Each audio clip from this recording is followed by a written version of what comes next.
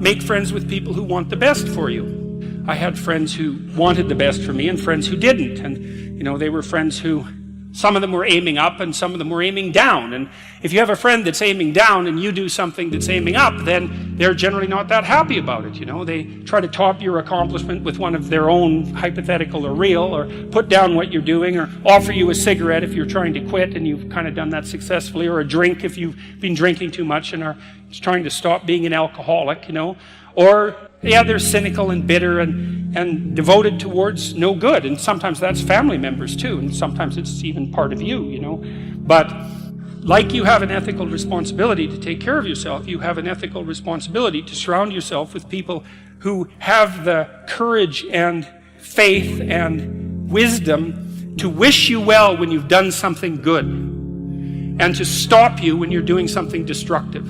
And if your friends aren't like that, then they're not your friends. And maintaining your friendships with them might not even be in their interest.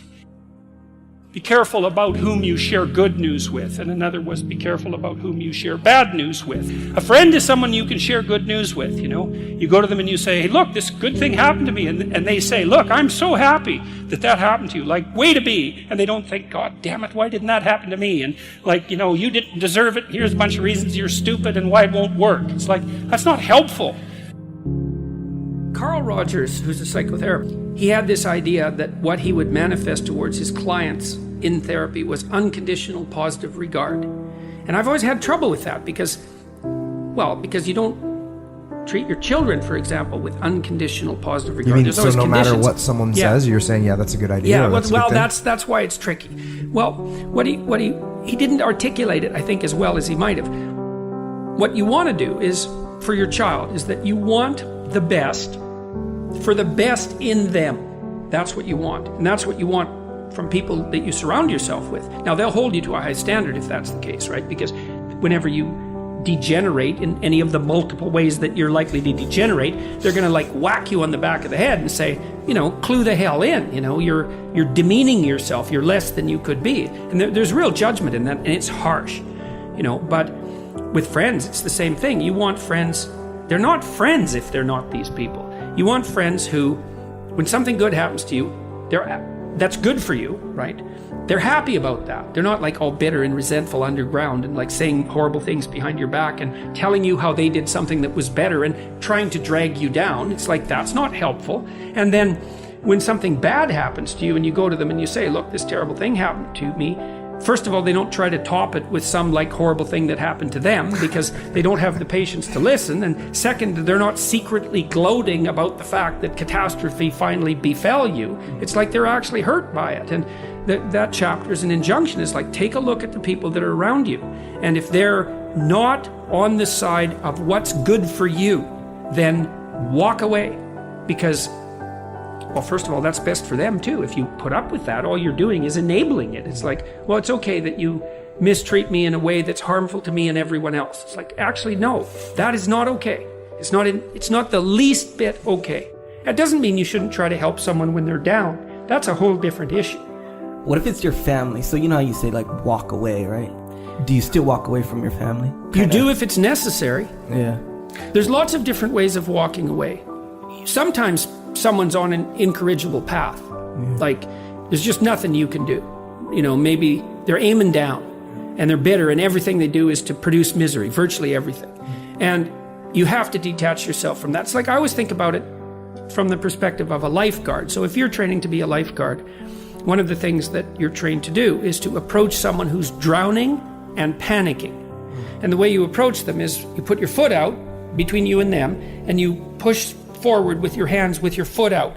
And you basically tell them if they're flailing about, you say, look, I'm here to help, but you have to calm down. And then if they cling to you, in panic, you push them away. You think, well, that's pretty damn cruel because what if they drown? It's yeah, what if you both drown?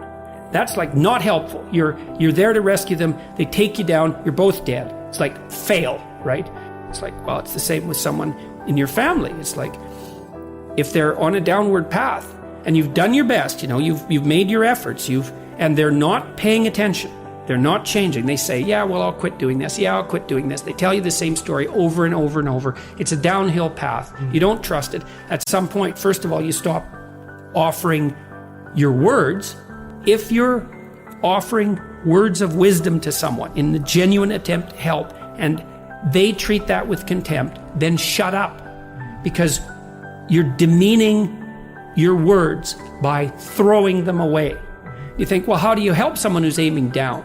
Well, sometimes you help them by walking away and saying, look, you're aiming down so hard, despite the fact you're my brother, man. It's like, this is killing me. You're aiming down so hard, I'm not coming along with you. And the reason I'm not is to tell you in no uncertain terms that what you're doing is so terrible that I will even violate our kinship to oppose it. And maybe it'll take them 10 years to wake up to that, And so that can be the case because, people often have to be hit so many times before they'll learn. You see that especially if someone's addicted or otherwise pursuing a pathway that's like seriously downhill. So why should I think that you're actually trying to change? You tell me the story that you use to justify your own idiocy to yourself. And then you tell it to me and you demand that because I'm compassionate, I accept it and therefore validate your excuse.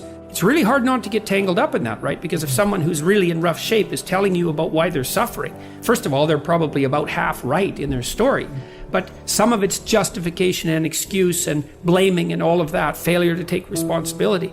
It's really hard to stand up and say, no, I don't buy that. No, you're wrong about that. You have to be a brutal bastard in order to do that. But hey, sometimes like surgery is brutal, right? It's brutal. And so this chapter about, only making friends with people who want the best for you, that's a brutal chapter, but it's right, unfortunately. Here's how you know if someone's your friend. You can tell them bad news and they'll listen. They won't tell you why, you're stupid and why that bad thing happened to you and how something worse happened to them once and, derail the whole conversation. You can actually tell them bad news and they'll listen. So that's a good thing. And then this is a weirder thing. You can tell them good news and they'll help you celebrate.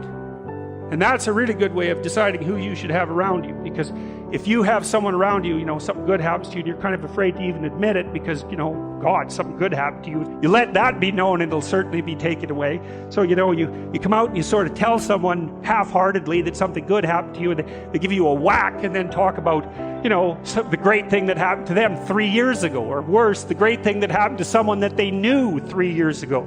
It's like, go away from that person. They're not helpful to you. You are obligated not to associate with people who are trying to damage the structure of being. Your being, the family being, social being, all of that. It's like, no, wrong, move away. And you think, well, that's cruel. It's like, it's not cruel. You're sending a message. This sort of behavior is not to be tolerated. Plus, if you make a success out of yourself, let's say that you develop your character, well, then you're a example. And at some point, maybe that's what that person is going to need, is an example. Maybe they'll hit bottom and think, oh my God, I'm not on the right path. It's like, there's an example I could follow.